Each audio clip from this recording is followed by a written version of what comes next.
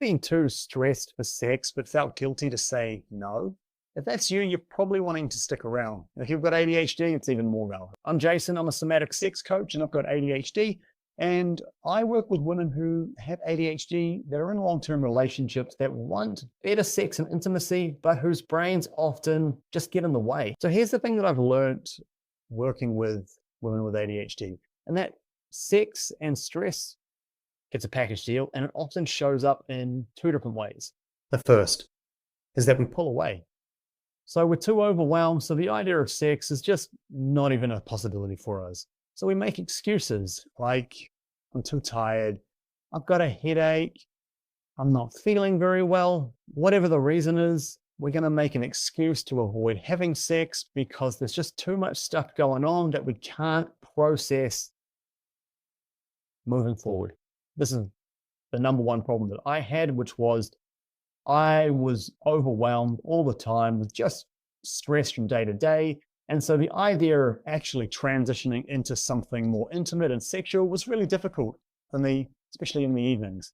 I talked a big game during the morning, during the day, but then by the evening, I was so jacked up and my nervous system was so stretched that I would make all the excuses, and it would be really disappointing for me, for my partner, and I'd feel really guilty that I didn't follow through. And that was a cycle that played over a lot. The second one is that we do it anyway, even though we don't want to, but because our partner wants to with us. And this can lead to resentment and the cycle that plays out where desire just doesn't really appeal anymore because we know that we're going to go through the motions and we're doing something that we don't really feel like we're ready for just because we feel like we need to with our partner. So this one has some serious consequences too. But here's what I learned that changed a lot for me and is the work that I do with a lot of women in my program. And the first thing is working with what I call bridges. So finding a way to switch gears from work-life mode into home intimacy sex mode. Little things that we can pull on, practices that we've got that we can reach for when we want to, that help us transition out of this really busy, hyperactive mind into our body, slowing us down, being more present, and mostly just allow us to be in that intimate space. Something that's like a signal for your brain and your body where, oh, we're switching gears now. It could be a walk. It could be just on the couch with your partner, talking, holding each other, cuddling, whatever it is. It's something that you can reach for really easily as a signal that we're moving through to a different phase. And this takes practice, but it's definitely doable. The second is practicing actually being with your stress in a sexual way. And so the idea is that we become really comfortable with it. And this is where solo masturbation is king or queen. So grab your headphones, put on some some audio erotica, and just play around with it. Like, be clunky. It's your stress. So it may not be comfortable at first, but we're trying something new.